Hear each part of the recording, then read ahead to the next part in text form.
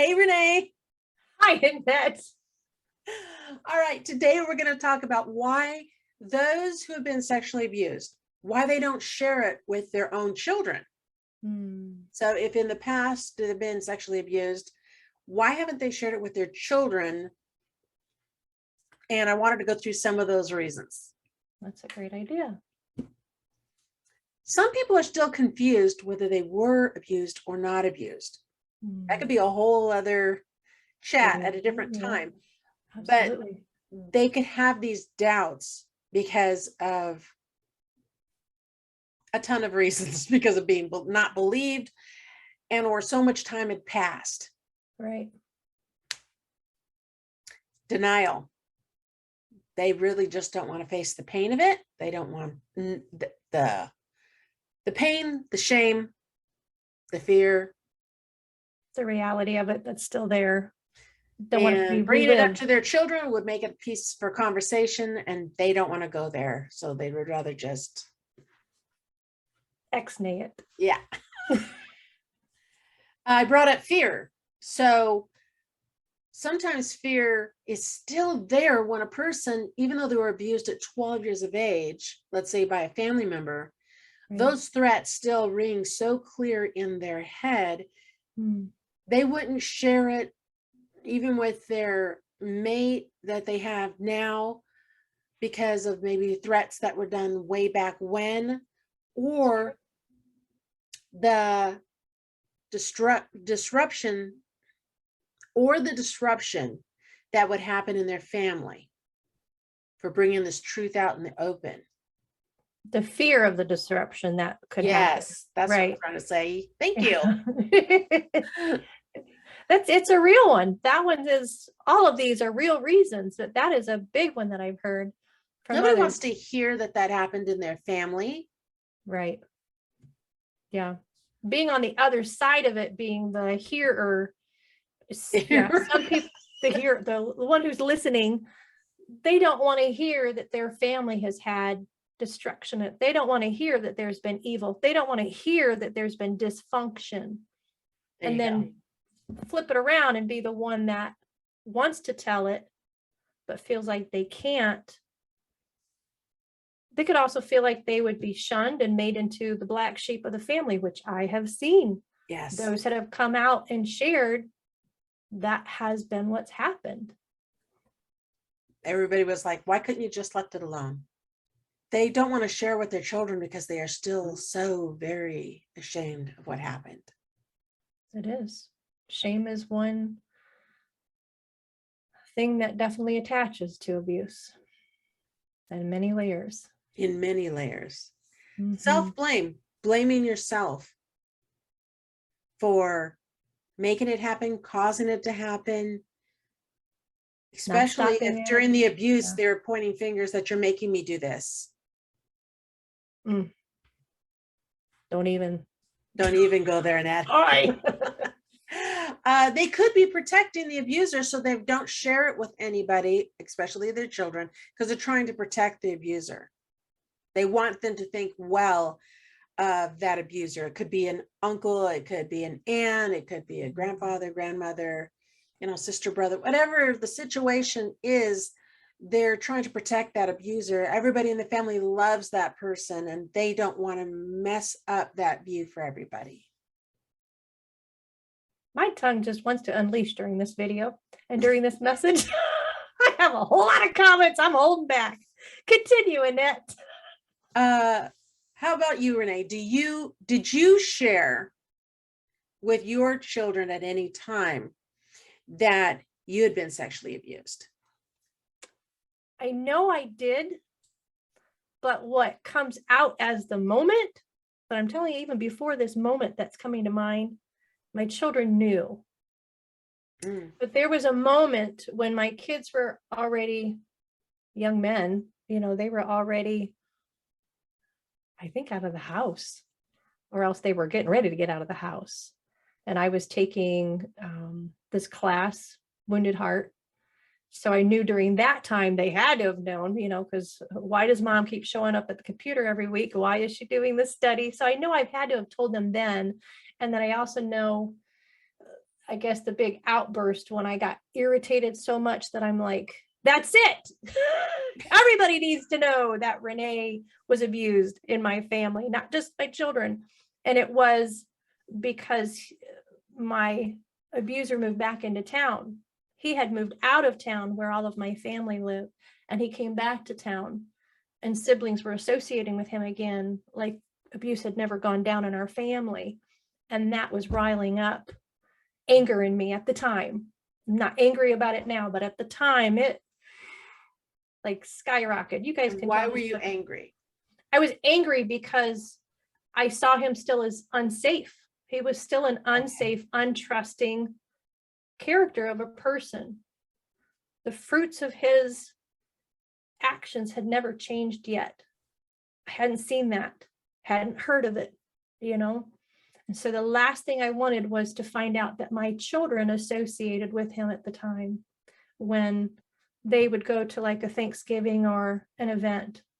And I just finally said, I'm not okay with you guys visiting over there and finding out that he's in the same room with you. I do not want you associating. I don't want my grandchildren associating. And it's not just the association. It was, I don't want your wives. I don't want my grandchildren to be in a place where there is somebody that does these things that they've done to me. I don't want it done to my kids or my grandkids. So that's when it kind of all came out in detail. But before that, I know I shared with them in ways of, all of my memories not there, so I can't say specifically, but I do remember teaching them your body is for you and your wife, like when they were little and changing their diaper and them changing their clothes or going to school. It was, we don't show our body parts to people at school. We don't show our body parts to teachers, teaching them that protective thing. You say that for your wife. That's for you, it's for the doctor only. So teaching them protection, weaving it that way, because mommy was hurt and I don't want you hurt, something like that. I never shared it with my children until they were adults. Okay. And my reason, going through all the different reasons, my reason was I felt it was too heavy of a burden to put on such young people. Of why you didn't tell them when they were younger? That is correct. Okay. Now, as adults, I'm sure they could look back and go, well, no wonder why we had these rules that we couldn't spend the night alone over at somebody's house. We always had to do the buddy system type thing. So I could see where they would put all these pieces together and understand it better. But back then, it just probably seemed like they have a lot of rules. Mom and dad have a lot of rules type situation. But that was my reasoning. Was I right in my reasoning? Maybe I should have gave it in little bits like you had talked about. Mommy was hurt, so I don't want you hurt type thing. I like that idea. But I didn't have that in my mind or vocabulary to express that. Yeah. I think I expressed it even more when I began working with people on a regular basis, other than myself, who were also abused. And I think when that became very regular, like a daily working with those that had been abused, I had one that I think was a year before going to college. Then the other one was just starting high school. So right around then, they were learning more of, why does mom minister this way? Why does mom gravitate to folks who have this in their background? So they saw that. And I think they were able to understand that without me being extremely direct. Makes sense. Yeah. But I think until then, it was a protection mechanism. Understandable. Well, for those that are watching this or listening on the podcast, I just wanted to go ahead and bring up why are some of the reasons those who have been abused, because I've been asked at times, when did your children find out? Or have you told your children? Yeah. And everybody has their reasoning in there. And I just wanted to discuss it so that people could see it is something that can be discussed. If I was in denial, it'd be good to have somebody who would have talked with me back then and help me walk through the pain of denial and the shame and the fear. True. If Yeah. I was self-blaming myself, it would have been helpful to have somebody walk through that with me. So I wouldn't be afraid to talk with somebody about it. If you have somebody in your life and you know they've gone through that, you can try touching the issue, see if they'll discuss it with you. Yeah.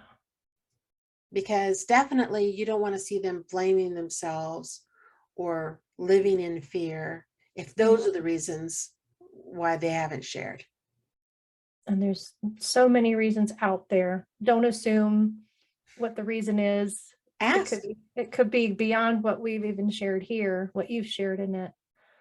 Absolutely. Yeah. Asking and just showing that you care. That's huge. It is. And then they could maybe just give you a sentence. They might even give you a paragraph. Who knows? When I've asked somebody, they said, because I didn't want to. I said, okay, well, thank you for sharing that with me. And then 2 days later, they came back and said, because I'm afraid if I did. And then they explained what that fear was. Yeah. So don't push, just asking them. But it took them time to get back with me because they needed to process it through themselves. No one had taken the time to ask them that question. And unfortunately, sometimes it takes the abuser coming back around to force some of us to finally tell our kids, sometimes it takes a certain trigger or a certain scenario to make us realize maybe this is something important enough to share beyond what I'm feeling or thinking. Right. That this may be worthy of telling my kids. Yeah, to protect them. To protect them, and they may benefit. Sure. We don't always think that though, Well, thanks for discussing it with me, Renee. Yes, no problem. All right. Bye-bye.